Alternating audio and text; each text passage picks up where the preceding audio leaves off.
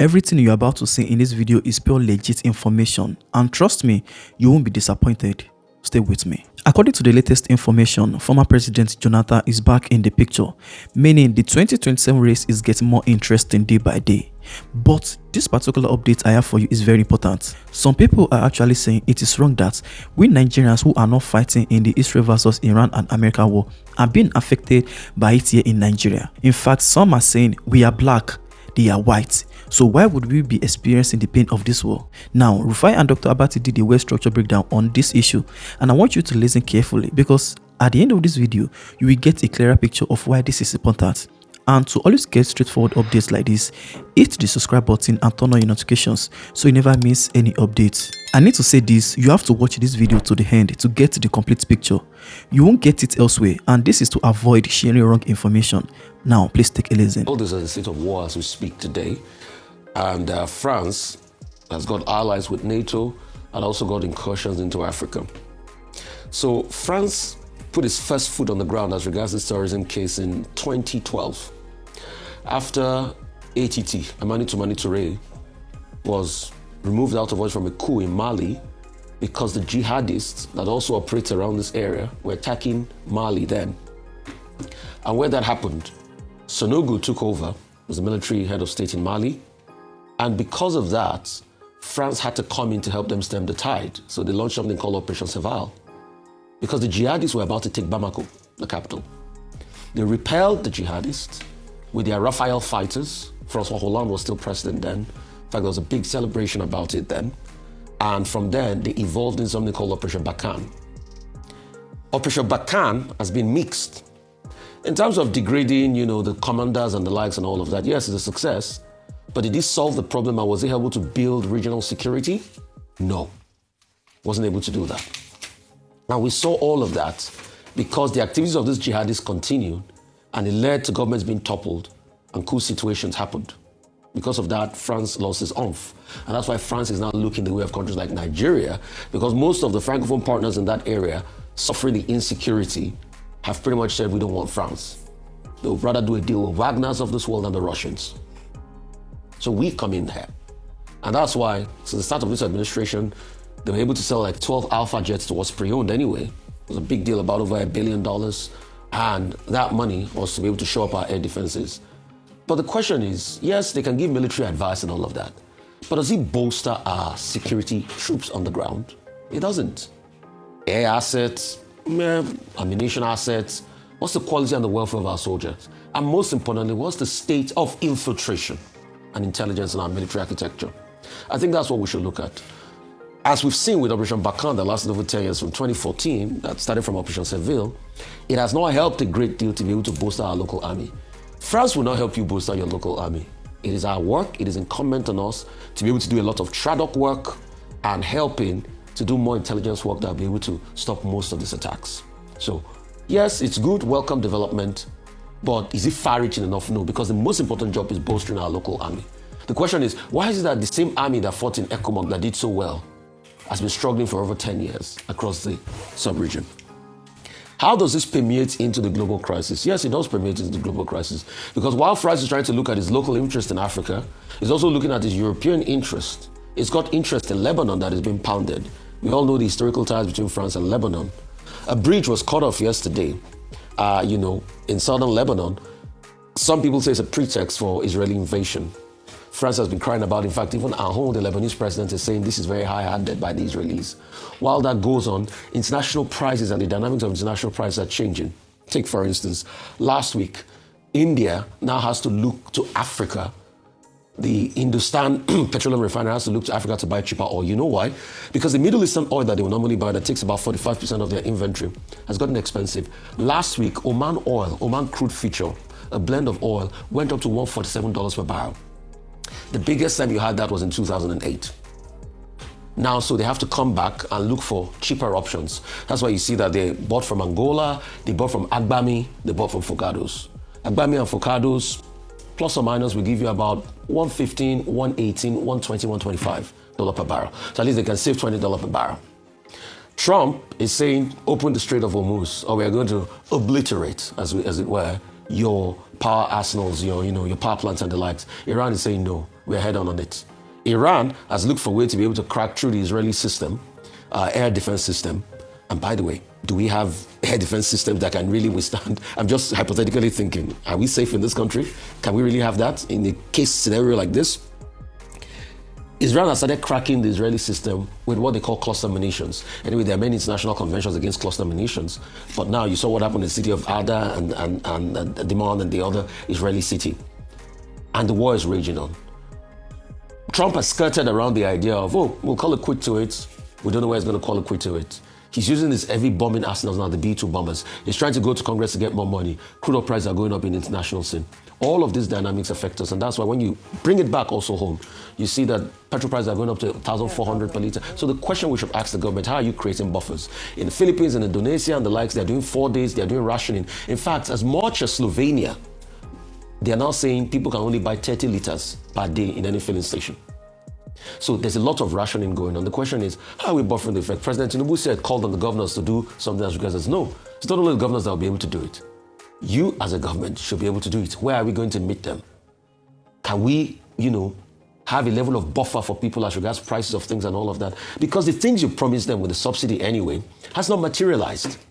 All the infrastructure you say you will save the subsidy money to build has been cut away. We've not seen the effect. Yeah, you said you're giving the governors money, but we've not seen the effect on the lives of the people. So you just heard Rufai break it down. Now I want to ask you something personal. How much is a liter of fuel in your area right now?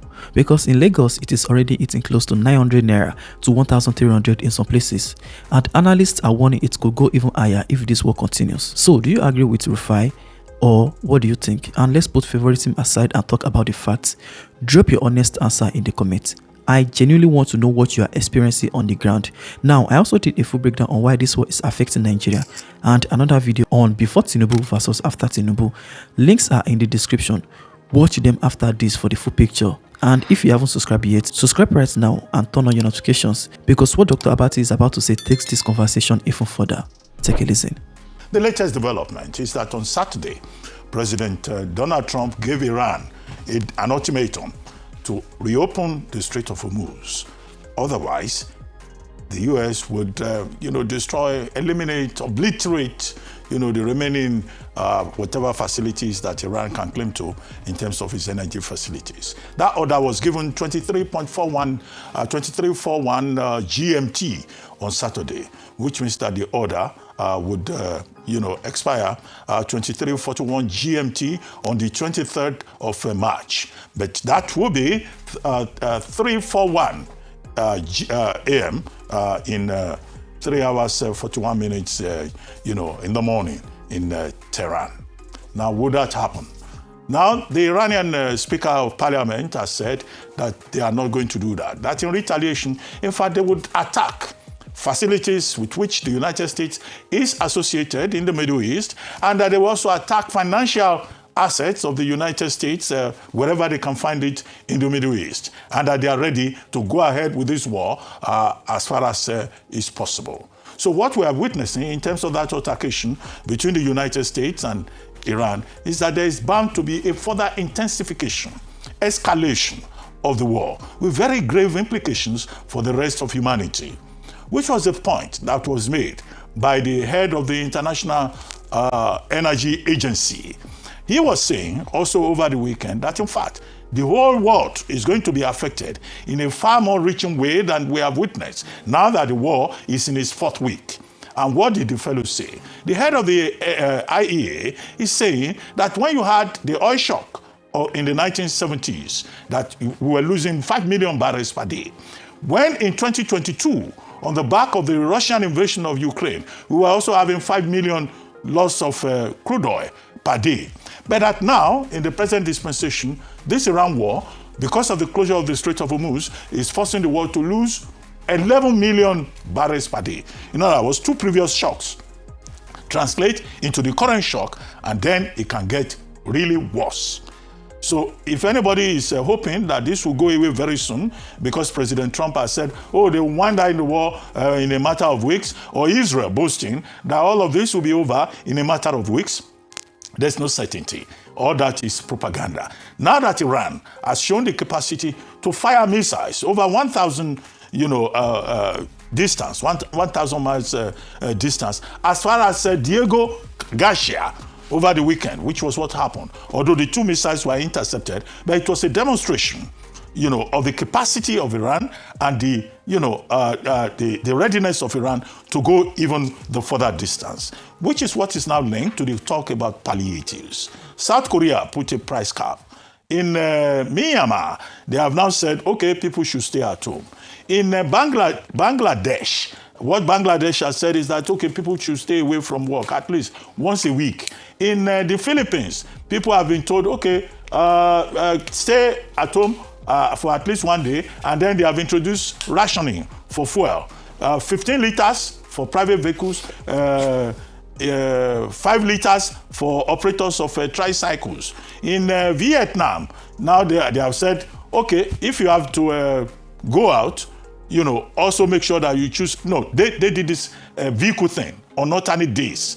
So if your plate number is odd or it is even, there are days in which you can go out. Now in one other country, Thailand. In Thailand, they have said men should wear short sleeve shirts so that they can receive more air. They should avoid using air conditioning, and that as much as possible, they should not use elevators. They should use the stairs. So you'll find many countries also in Sri Lanka, they have introduced also fuel rationing. What is Nigeria doing? Petrohan and petroleum marketers generally are saying that, look, they cannot cope. And that is why for 5 times in the month of March alone, Dangote Refinery has had to adjust the cost price of fuel in this country. Now, Nigerian Labour Congress is asking for wage increase. We have said wage indexation is not the way to go. But opinion is divided on that. Some people say, well, maybe some measure, as has been done elsewhere, to support SMEs, local interests, because this matter is not going to be solved very soon. But Dangote Refinery seems to be doing well in terms of providing 75% of its local production for the local market. But people are also saying Dangote Refinery needs more support from the Nigerian authorities. So now you have both Rufai and Dr. Abati, 2 different perspectives, 2 different angles, but they are pointing at the same thing. This war is not far away. It is in your market, it is in your transport fare, it is in the price of bread. And the honest question nobody wants to answer is this: how long can ordinary Nigerians absorb this before something breaks? And now I promised you a bonus, because while all of this is happening with the war, Nigerian politics is also moving fast, and there are 2 updates you need to know about them right now. As regards politics, there's a lot of political calculation going on. Obi was in, what's it called yesterday, Kano? Chants of Obi and Kwankwaso and everything. If I like to analyze that, I'll say too late in the day. Too late in the day, probably, because the best chance, a Chinese tradition, the best time to plant a tree is 20 years ago. The second best time is now. The best chance that will have made sense was 2023. I don't think this is the second best time to be able to do that, because the ship has sailed. Trying to rigmarole through the ADC and get the ticket is going to be a difficult one. Obi might not get the ticket, because he has also said it himself. So that's another one. The likes of Sheikh Makinde still stands on his words. Is he going to be going to the ADC? Yes, there are conversations and meetings as regards that. And Bala Mohammed is talking the peace because of the court, and the Sheikh Makinde is saying, and I think Sheikh Makinde is very upfront. I might not agree with him on many things, but very upfront.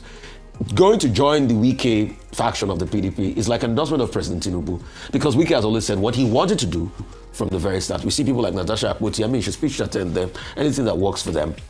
But Wike has always said, I'm going to tilt in the line of Tinubu. And I don't see the PDP presenting any presidential candidate that will really, try to challenge President Tinubu and give him a real fight, because Wike pretty much all the hints of things there. So I'm trying to rush through the topics. Now, what's the other topic? The topic about this realignment that you are finding in the political parties. Now, let me focus on the fact that Seriake Dixon, Sheyi Makinde, and others were in Peter Obi were in Kano over the weekend.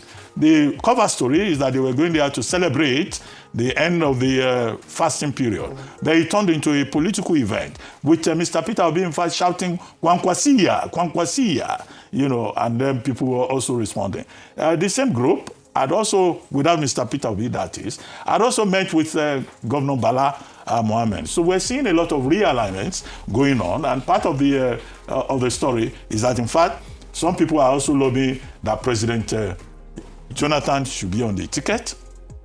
some other people should step down for him. He's back in the conversation. And that a certain platform should be used. They've been putting posters out there. So as we move ahead, you are going to see a lot of alignments, realignments.